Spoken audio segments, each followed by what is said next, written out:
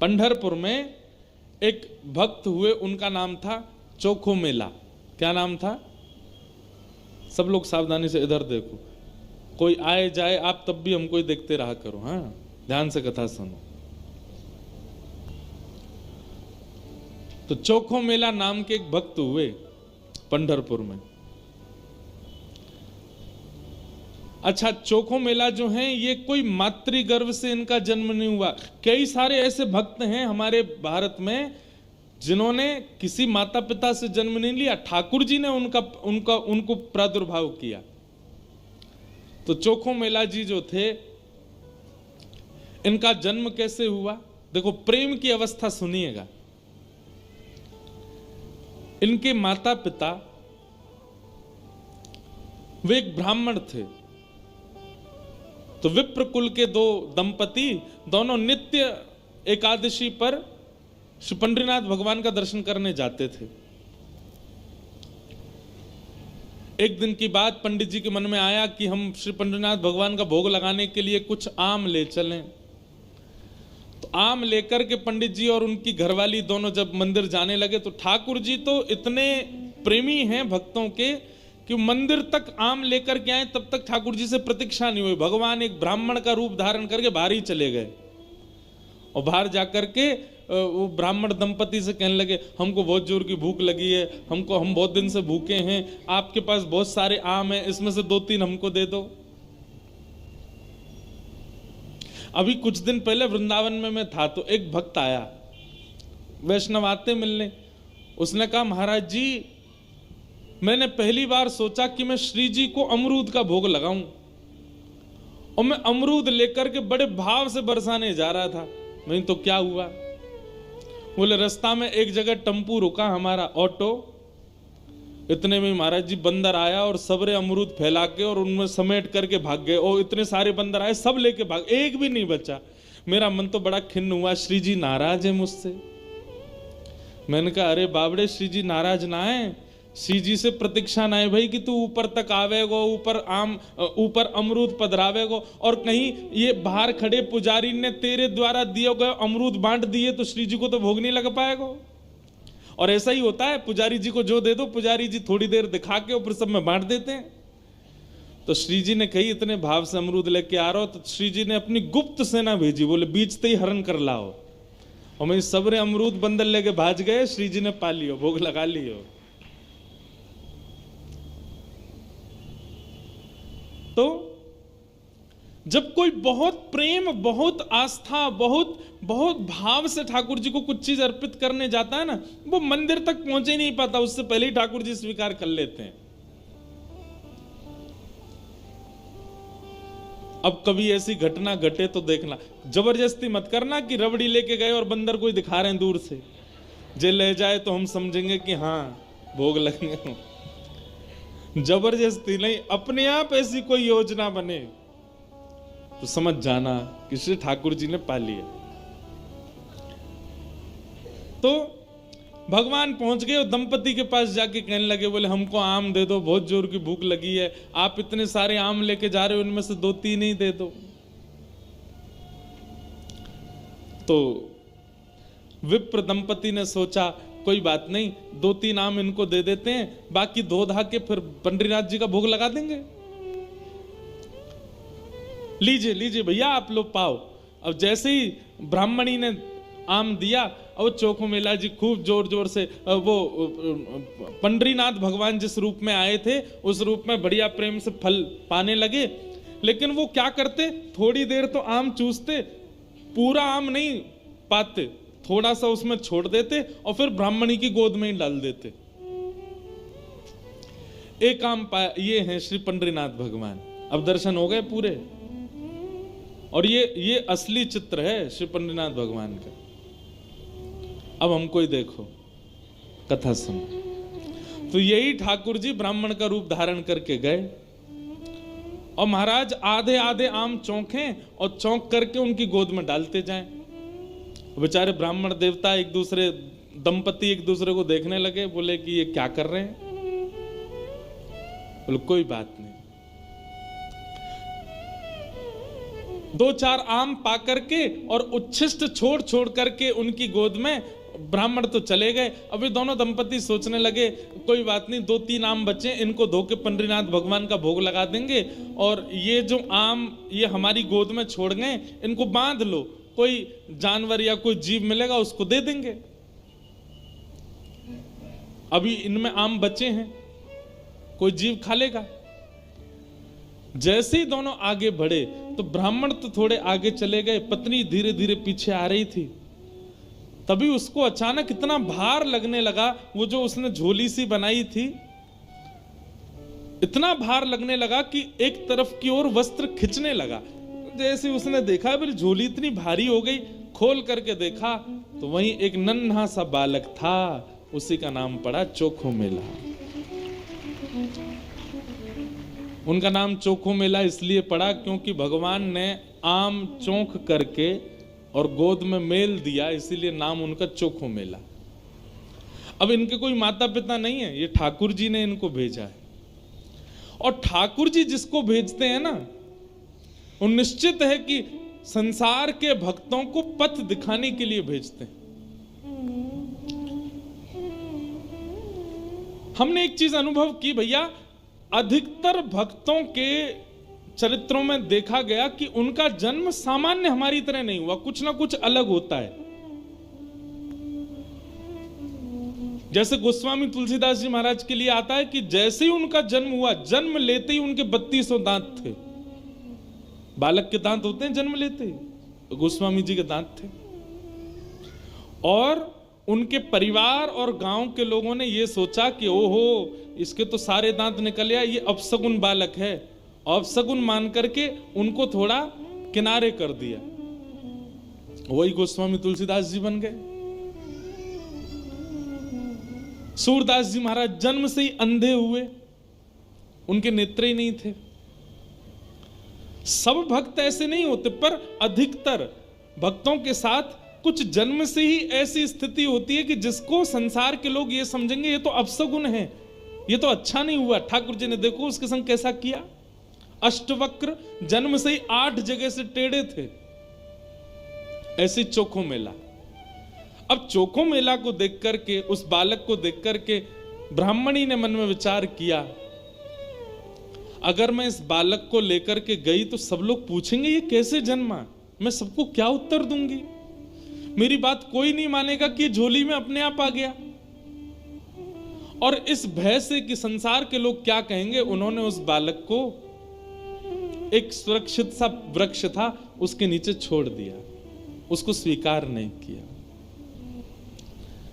तभी कुछ चर्मकार वहां से निकल रहे थे, उनमें से एक की दृष्टि पड़ी और उस रोते हुए बालक को देख करके उन्होंने उसको स्वीकार किया, और भगवत प्रसाद मान करके एक चर्मकार परिवार ने चोखो मेला जी का पालन पोषण किया।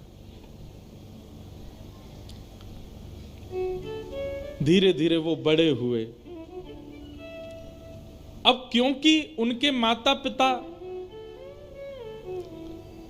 चर्मकार परिवार के हैं, इसलिए कई जगह उनको मंदिर में जाने से रोक दिया जाता। पर ठाकुर जी तो किसी की जात पात नहीं देखते ना, ठाकुर जी तो सबसे प्रेम करते हैं। बंधुओं, ये सब हमने बनाया, हम मानवों ने कर दिया है ये सब विभाजन। कई बार ब्राह्मण कुल में जन्म लेने के बाद भी उतनी पवित्रता शुद्धता नहीं होती है, और कई बार इतने श्रेष्ठ कुल में न जन्म लेने के बाद भी बहुत पवित्र होता है मानव।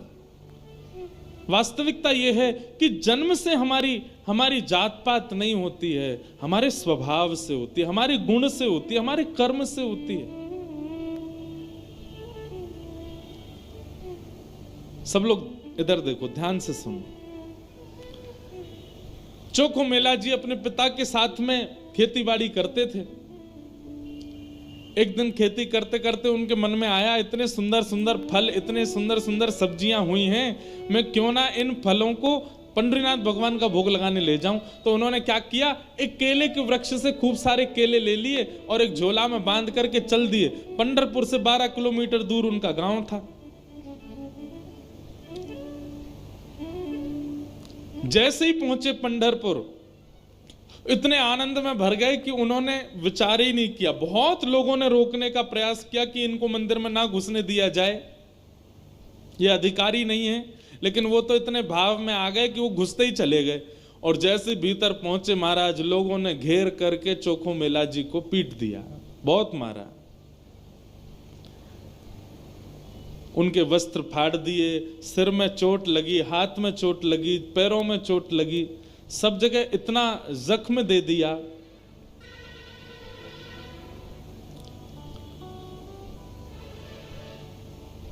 चोखो मेला जी रोते रोते वापस आ गए। पंडरीनाथ भगवान को भोग नहीं लगा पाए।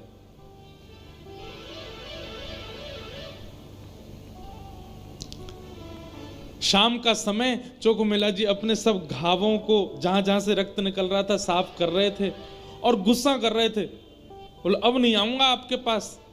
बैठ गए हो, ईंट के ऊपर खड़े हो गए हो, इतने सारे अपने आगे जो है धर्म शास्त्र के मर्मज्ञ लगा दिए हैं, वे सब जात पात देख करके दर्शन कराते हैं। खड़े रहो, बने रहो महाराज अपने रूप में, हम तो नहीं आएंगे आपका। अरे कुछ करने थोड़ी आया था, कुछ मांगने थोड़ी आया था, अपने खेत के बढ़िया फल लेकर के आपका भोग लगाने आया था। इतने में ही नील वर्ण के श्याम सुंदर पीतांबरी पहने चलते हुए चोखो मेला के पास प्रत्यक्ष प्रकट होके आ गए।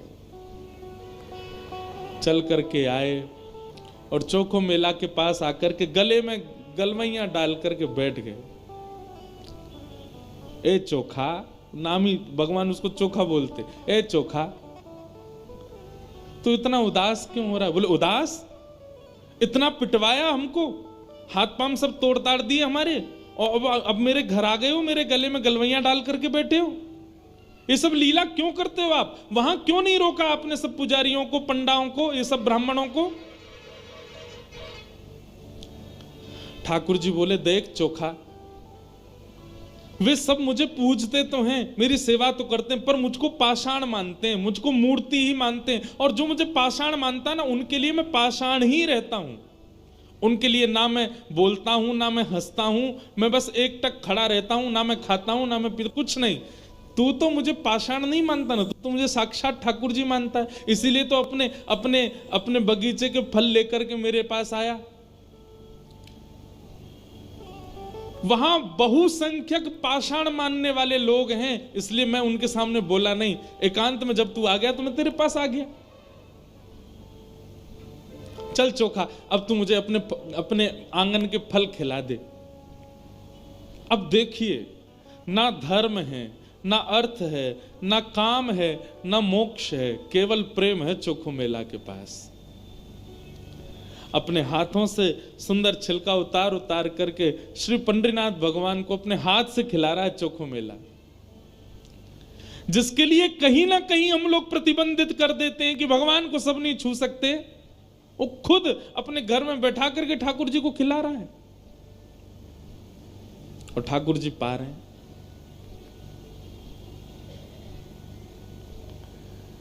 भगवान ने 2-3 केला पाए और 2-3 केला पाने के बाद में भगवान बोले, ए चोखा सुन, अब मत खिला, अब बाकी के जितने बच्चे हैं ये सब मेरी पीतांबरी में बांध दे। चोखा बोला, वहां जाकर के पाओगे, सारे मेरे सामने ही पा लीजिए ना, आप बांध करके क्यों ले जा रहे हो, यहीं प्रेम से पालो। पंडरीनाथ भगवान बोले, अरे मैंने अपना तो पा लिया, ये बाकी के तो मैं पंढरपुर में रुक्मणी जी बैठी हैं, वो भी भूखी हैं, उनके लिए ले जा रहा हूं, उनको जाके मैं पवा दूंगा। आज चोखा, तेरे ऊपर इतना प्रहार किया ना सबने, तेरे ऊपर इतना अत्याचार किया सबने, इसलिए मैंने और रुक्मणी जी ने आज भोजन ही नहीं किया, हम दोनों भूखे हैं। अब मैंने तो पा लिया, अभी रुक्मणी जी के लिए ले जाऊंगा। चोखा मेला खूब रोने। अब मैं यहां तो गा नहीं सकता, मुझे आते भी नहीं, मराठी में इतने सुंदर सुंदर पद हैं उनके। भगवान अपनी पीतांबरी में केले बांध करके पंढरपुर आ गए और पंढरपुर में आकर के रुक्मणी जी को पवाया। प्रातः काल ब्रह्म मुहूर्त में जैसे ही कपाट खुले, श्री पंडरीनाथ भगवान के चारों ओर केले के छिलके पड़े हैं और केले के छिलके देख करके सब पंडा पुजारी बोले बोले हम तो कपाट बंद करके गए, ये केला के छिलका यहाँ कैसे पड़े हैं, ये कौन लेके आया। तभी एक उनमें से बोला, बोले कल वो आया था ना एक चर्मकार का बालक, वही अपने संग बांध के लेके आया था इतने सारे केले, उसको सुबह तो हमने मार पीट के भगा दिया, निश्चित ही वो कहीं से रात में आ गया है और रात में आकर के सब यहाँ खा करके गया है ठाकुर जी के आगे। उसका उद्देश्य तो गर्भगृह को बेकार करना ही था, इसलिए ये सब हुआ है, ये उसी ने किया है। और सब पंडा पुजारी नाराज हो गए, अपने हाथ में डंडा ले ले करके कमर कस के सब पहुंच गए चोखो मेला के घर, और वहां पहुंच करके घर से निकाल करके फिर पीटा उनको, फिर मारा। कितनी परीक्षा लेते हैं ठाकुर जी, हम तो नेकाद में घबरा जाते हैं। चोखो मेला घर में सो रहे थे और घर में जाकर के वहां से घसीट करके उनको मारा सबने। बोले अरे दुष्ट पापी, तुझको मंदिर में नहीं जाने दिया तो रात्रि तू गर्भगृह में घुस गया।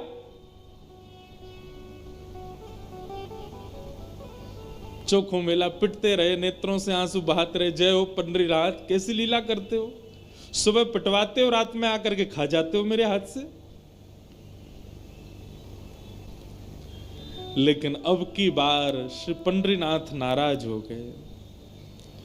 पंडा पुजारी सब अपना काम करके चोखो मेला के साथ थोड़ी हाथापाई करके सब जैसे ही वापस आए, पंढरपुर में श्री पंडरीनाथ भगवान के मंदिर के मुख्य द्वार सारे अपने आप बंद हो गए और भीतर से ठाकुर जी ने ताला लगा लिया, लॉक कर लिया, बंद हो गए ठाकुर जी मंदिर के अंदर। सबने अथक प्रयास कर लिया लेकिन एक भी द्वार नहीं खुल पाया। पूरा दिन व्यतीत हो गया, बड़े बड़े कारीगर आ गए लेकिन दरवाजा तोड़ भी नहीं पाए, खोल भी नहीं पाए। तब अंत में सबको लगा हमने कोई अपराध किया है। चारों ओर पंडा पुजारी और बड़े बड़े वेदज्ञ, बड़े बड़े मनीषी सब बैठ गए, हाथ जोड़ करके पंडरीनाथ भगवान की स्तुति गाने लगे। बोले नाथ, हमसे कोई अपराध हुआ तो आप हमें बताएं, दंड दे दें, लेकिन इस प्रकार नाराज होकर मत बैठो। तभी मंदिर के भीतर से भगवान ने रुग्ण स्वर में, रोते हुए स्वर में भगवान की आवाज आई। बोले अरे तुम बनते हो बहुत बड़े विद्वान, बहुत बड़े मनीषी, बहुत बड़े ज्ञानी, बहुत बड़े जात पात के नियोजन करता, मेरे भक्त का अपमान करते हो, मेरे भक्त को मारते हो, मेरे भक्त के साथ दुराचार करते हो, नहीं देना मुझे किसी को दर्शन। और अब जब तक पृथ्वी है तब तक यह मंदिर बंद ही रहेगा, मैं भीतर ही रहूंगा। जो मेरे परम वैष्णव भक्त होंगे उनके लिए द्वार खुलेंगे, वो अंदर आएंगे, बाकी सब बाहर खड़े रहो। सब वैष्णवों ने प्रणाम करके कहा नाथ ऐसे नाराज मत होइए, आप बताइए हमसे क्या अपराध हो गया है, उसका प्रायश्चित कैसे होगा, कृपा करके बताओ। भगवान बोले मेरे चोखो मेला को जिस प्रकार तुम लोगों ने सबने जुट बना करके जाकर के उसको मारा है, अब तुम सभी वेदज्ञ, तुम सभी ब्राह्मण, तुम सभी श्रेष्ठ जन पालकी सजा के लेके जाओ और चोखो मेला को बिठा करके नाचते गाते उत्सव जैसे एक मेरी पालकी सवारी निकालते हो, ऐसे चोखो मेला की सवारी पूरे नगर में घुमाते हुए मेरे सामने लेकर के आओ, तब मेरे द्वार खुलेंगे, तब मैं तुमको क्षमा करूंगा, नहीं तो नहीं करूंगा। बड़े बड़े विद्वान, बड़े बड़े ब्राह्मण, बड़े बड़े वेदज्ञ, बड़े बड़े मनीषी भगवान की आज्ञा मान करके गए और चोखो मेला जी को जाके प्रणाम किया। एक दिव्य सिंहासन से युक्त पालकी में चोखो मेला जी को विराजमान करके नाचते गाते हुए, आनंद करते हुए, उत्सव जैसे ठाकुर जी का उत्सव मनता उससे भी अधिक उत्सव मनाते हुए चोखो मेला को लेकर के आए। और जैसे ही पंडरीनाथ भगवान के सामने पालकी पहुंची, अपने आप मंदिर के सारे द्वार खुल गए और मानो आज लग रहा था कि भक्त भगवान का नहीं, भगवान भक्त का दर्शन कर रहे हैं, भगवान चोखो मेला का दर्शन कर रहे हैं।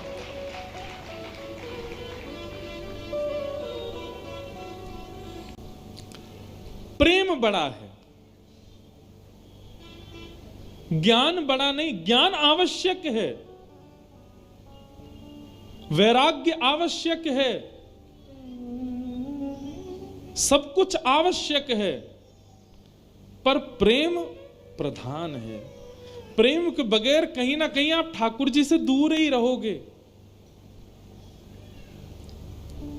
इसलिए भैया ज्ञान बहुत आवे इसकी कामना मत रखो, हमारा जप बहुत बने इसकी भी कामना मत रखो, हमारा नियम बहुत बने इसकी भी कामना मत रखो, हम नित्य तीर्थ जाते रहें ये ऐसी कामना भी मत रखो। कामना केवल एक रखो, हम जहां भी रहें, जैसे भी रहें, जिस स्थिति में रहें, हमारा प्रेम सदा बढ़ता रहे ठाकुर जी के प्रति। और श्रीमद् भागवत प्रेम प्रकट कराने वाला ग्रंथ है। ज्ञान चाहिए तो अन्य शास्त्रों को पढ़ लीजिए, वैराग्य चाहिए तो अन्य शास्त्रों के पास चले जाइए, लेकिन प्रेम चाहिए तो भागवत जी की शरण में आइए। धर्म आवश्यक है, अर्थ आवश्यक है, काम आवश्यक है, मोक्ष भी आवश्यक है, परंतु प्रेम के आगे नहीं। प्रेम प्रधान है। या फिर ऐसा कह दें कि धर्म में, मोक्ष में, प्रेम में, धर्म में, मोक्ष में, काम में और अर्थ में त्रुटि हो सकती है, लेकिन प्रेम यदि प्रधान है तो वहां की त्रुटि नजरअंदाज कर दी जाती है। प्रेम प्रधान होना चाहिए। भागवत की कथा वही सिखाती है, क्योंकि भागवत जी की रचना ही प्रेम के कारण हुई। श्री वेदव्यास जी महाराज ने भागवत की रचना करके अपने पुत्र सुखदेव जी को हिमालय में, जो कि निर्गुण निराकार ब्रह्म की उपासना कर रहे थे, उनको शिष्यों के द्वारा बुलवाया और संपूर्ण भागवत का ज्ञान प्रदान किया। फिर उन्हीं सुखदेव जी ने वही भागवत का ज्ञान परीक्षित को प्रदान